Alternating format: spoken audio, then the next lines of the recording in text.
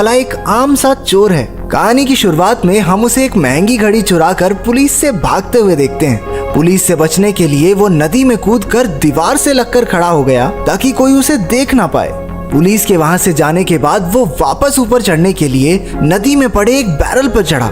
जब उसने उछलकर ऊपर चढ़ने की कोशिश की तो बैरल के टूटने से उसका पूरा शरीर रेडियो एक्टिव वेस्ट में डूब गया। उसने खुद को संभाला और घर की ओर चल दिया, लेकिन जल्द ही उसकी तबीयत बिगड़ने लगी। उसके मुंह से एक काला सा लिक्विड बाहर आ रहा था। घर जाकर भी उसे बार बार उस काले लिक्विड की उल्टियां हुई और खांसी तो रुकने का नाम ही नहीं ले रही थी। अगली सुबह जब वो उठा तो उसे काफी बेहतर महसूस हुआ। वो अपने पड़ोसी और गैंग मेंबर सर्जियो से घड़ी को बेचने के लिए मिला। सर्जियो फैबियो नाम के एक गैंगस्टर के लिए काम करता था, जो कि इतना पागल इंसान है कि उसने एक बार अपने एक आदमी को सिर्फ इसलिए मार डाला कि वो उसके लिए गलत रंग का फोन ले आया। उधर सर्जियो ने एंजो को उस घड़ी के लिए 100 यूरोस दिए और अपने साथ एक ड्रग डील में चलने को कहा। पैसे अच्छे थे तो एंजो भी मान गया। जब वो दोनों सर्जियो के घर डील के लिए कुछ सामान लेने गए तो एंजो पहली बार सर्जियो की बेटी एलिसिया से मिला, जिसका व्यवहार थोड़ा अजीब था। उसने बच्चों की तरह बहुत सारी ड्राइंग्स बनाकर दीवार पर लगाई हुई थी। उसने एंजो को स्टील जीग नाम के एक एनिमे के बारे में बताया। वो मानती थी कि एक दिन उसका हीरो जीग उसे बचाने जरूर आएगा। रास्ते में सर्जियो ने बताया कि अपनी माँ को खोने के बाद एलिसिया असल दुनिया से पूरी तरह कट चुकी है और सारा दिन बस ये कार्टून देखती रहती है। रास्ते में वो 2 ड्रग म्यूल्स को गाड़ी में बैठाकर एक सुनसान बिल्डिंग में ले आए। ड्रग म्यूल्स वो होते हैं जिनके शरीर में सर्जिकली ड्रग्स के पैकेट डाले जाते हैं ताकि पुलिस को पता ना चले। उनमें से एक के पेट में ही पैकेट फट जाने से ओवरडोज से उसकी मौत हो गई। उसके भाई ने गुस्से में इसे सर्जियो की गलती मानकर उसे कई गोलियां मार दी, लेकिन सर्जियो ने मरने से पहले उसका सर दीवार में मार मार कर उसे भी चोटिल कर दिया। लेकिन अपनी आखिरी सांसें लेते हुए उसने एंजो को भी गोली मार दी, जो लड़खड़ाकर बिल्डिंग से नीचे गिर गया। एक आम इंसान किसी भी हालत में इतनी ऊपर से कंक्रीट पर गिरकर बच नहीं सकता, पर एंजो ने अचानक अपनी आंखें खोली और उठ खड़ा हुआ। उसे समझ नहीं आ रहा था कि अभी हुआ क्या। दूसरी तरफ फाबियो और उसके लोग एक क्लब में नुन्जिया लो कॉसिमो के साथ थे। नुन्जिया रोम की सबसे बड़ी ड्रग कार्टेल की बॉस है। उसने फाबियो से ड्रग डील के बारे में पूछा, जिस पर उसने झूठ कह दिया कि सब बढ़िया रहा, क्योंकि अगर उसने सच बता दिया कि ड्रग्स का तो कोई अता पता है ही नहीं तो वो मारा जाएगा। इस दौरान जब एंजो घर लौटा तो एलिसिया उससे अपने पिता के बारे में पूछने लगी, लेकिन वो उसे इग्नोर करते हुए अपने फ्लैट में चला गया। पर उसके जवाब न देने पर भी वो उसके दरवाजे पर खटखटाना नहीं छोड़ती। चिढ़कर एंजो ने गुस्से में दरवाजे पर मुक्का मारा। उसका हाथ दरवाजा फाड़कर पार निकल गया। अपनी ताकत से अचंभित होकर उसने एक अलमारी को धक्का मारा। वो अलमारी तेजी से दीवार पर जाके लगी। वो समझ गया कि उस रेडियो एक्टिव वेस्ट की वजह से उसके अंदर सुपर ह्यूमन स्ट्रेंथ आ गई है। उस रात वो एक पूरी एटीएम मशीन को ही उखाड़ लाया। चुराए हुए पैसों से उसने अपने लिए अच्छा खाना खरीदा। बढ़ी हुई ताकत के साथ साथ उसके घाव भी जल्दी भरने लगे थे। उसके कंधे पर लगी गोली का घाव कुछ ही घंटों में पूरी तरह ठीक हो चुका था।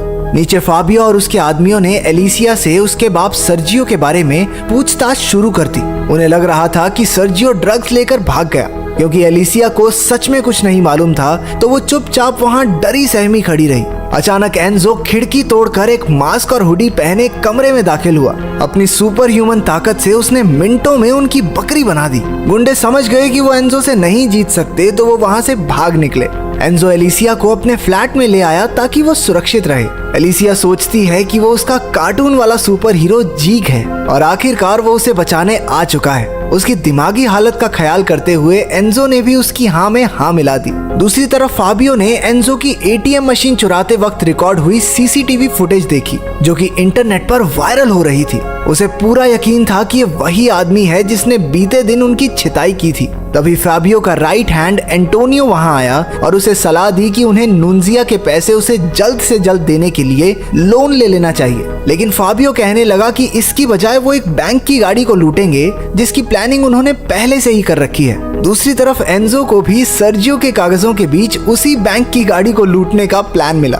अगले दिन फाबियो और उसके लोग बंदूकों के साथ गाड़ी के आने का इंतजार कर रहे थे, लेकिन एंजो ने उनसे पहले ही गाड़ी को रोककर सब कुछ लूट लिया। फाबियो ने एंजो पर गोलियां भी चलाई, लेकिन वो उनसे बचकर भाग गया। रात के समय एंजो और एलिसिया ने एक साथ बैठकर उसका फेवरेट एनिमे देखा। जब वो एलिसिया के थोड़ा करीब आया तो वो डर गई और जोर जोर से रोने लगी। पता चलता है कि किसी ने पास्ट में उसे सेक्सुअली अब्यूज किया था।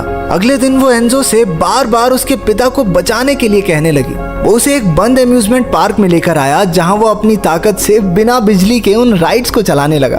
उधर फाबियो और एंटोनियो के बीच झड़प शुरू हो गई क्योंकि एंटोनियो कह रहा था कि उन्हें जल्द से जल्द नुनजिया के पैसे लौटा देने चाहिए, फिर चाहे वो उधार लेकर क्यों ना लौटाने पड़े, जबकि फाबियो इस बात से सहमत नहीं था। एंटोनियो के उसकी बात न सुनने पर फाबियो ने गुस्से में अपने कुत्ते उस पर छोड़ दिए।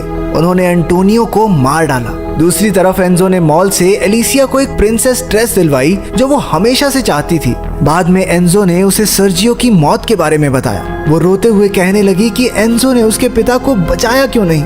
बैंक की गाड़ी से पैसे चुराने की खबर सुर्खियों में छा गई और एंजो सुपर क्रिमिनल के नाम से फेमस हो गया। फैबियो भी अब ऐसी सुपर ह्यूमन ताकत हासिल करना चाहता था। एंजो से नाराज होकर एलिसिया एक बस में चढ़ गई, लेकिन एंजो ने अपनी ताकत से बस को आगे बढ़ने से रोक दिया। उसने अंदर आकर एलिसिया से माफी मांगी। वो उसके साथ चलने को राजी हो गई, लेकिन एंजो ये भूल गया था कि उसने अपनी टोपी और मास्क नहीं पहना है। जब उसने आसपास देखा तो हर तरफ से लोग उसकी वीडियो बना रहे थे। वो जल्दी से एलिसिया को लेकर वहां से चला गया। इस दौरान कोई दूसरा चारा न बचने पर फैबियो ने अपनी एक डीलर दोस्त से कुछ पैसे उधार लिए ताकि वो नुनजिया के पैसे दे सके। जल्द ही नुनजिया भी अपने लोगों के साथ वहां पहुंच गई। समय पर उसके पैसे ना मिलने पर वो बहुत गुस्सा थी। जल्द ही दोनों गुटों में लड़ाई हो गई और वहां गोलियां चलने लगी। आखिर में सिर्फ नुनजिया और फाबियो ही जिंदा बचे।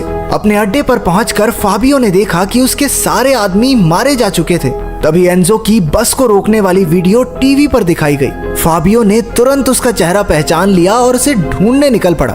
उधर एंजो और एलिसिया भी किसी दूसरे शहर में भागने की तैयारी में थे क्योंकि पुलिस को अब एंजो के हुलिये का पता चल चुका था। वो दोनों एक होटल में रुके जहां पर फैबियो बंदूक के साथ टपक पड़ा और उसने एंजो को ट्रैंक्विलाइजर गन से बेहोश कर दिया। जब उसकी आंख खुली तो फैबियो ने उसे डक टेप से पूरी तरह जकड़ा हुआ था। उसने एलिसिया की जान के बदले उसे अपनी सुपर ह्यूमन स्ट्रेंथ का राज बताने को कहा। एलिसिया की जान बचाने के लिए एंजो उसे नदी किनारे ले गया और पूरी बात बताई। फैबियो को उसकी बात पर भरोसा नहीं हो रहा था। उनकी बातचीत के दौरान नुनजिया अपने लोगों के साथ वहां आ पहुंची और उन पर गोलियां चलाने लगी। इस अंधाधुंध फायरिंग में फैबियो और एलिसिया दोनों को बहुत सारी गोलियां लगी। अपना बदला लेने के लिए नुनजिया ने फैबियो के शरीर को जलाकर नदी में फेंक दिया। अपनी आखिरी सांसें ले रही एलिसिया ने एंजो को अपनी शक्तियों से लोगों की मदद करने को कहा, चाहे उसके शरीर में कितनी भी ताकत क्यों ना हो। एंजो इस समय खुद को बहुत बेबस महसूस कर रहा था।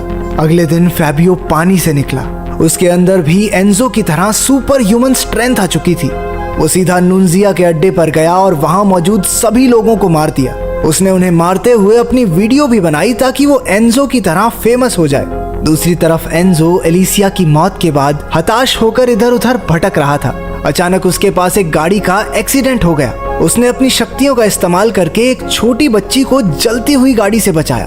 बच्ची की मां ने उसका बहुत एहसान माना। कुछ देर बाद उसने टीवी पर फाबियो को देखा जिसने बताया कि वो रोम के सबसे बड़े स्टेडियम को बम से उड़ाने वाला है, सिर्फ इसलिए कि उसका मन है। कोई रीजन नहीं है इसके पीछे उसका। एंजो जल्दी से स्टेडियम पहुंचा जहां पर हजारों लोग मैच के स्टार्ट होने का इंतजार कर रहे थे।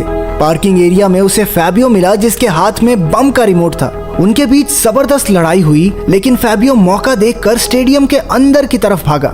एंजो ने उसका पीछा किया, लेकिन इससे पहले कि वो उसे रोक पाता फैबियो ने बॉम्ब को एक्टिवेट कर दिया। एंजो ने बॉम्ब को उठाया और नदी की तरफ भागा ताकि वो बॉम्ब को लोगों से दूर पानी में फेंक सके। वो उसे फेंकने ही वाला था कि तभी फैबियो ने उसे धक्का देकर गिरा दिया। बॉम्ब ब्रिज पर ही गिर गया और उसे एक्सप्लोड होने में लगभग 1 मिनट ही बचा था। जब वो फटने ही वाला था तो एंजो ने फैबियो और बम के साथ ब्रिज से छलांग लगा दी।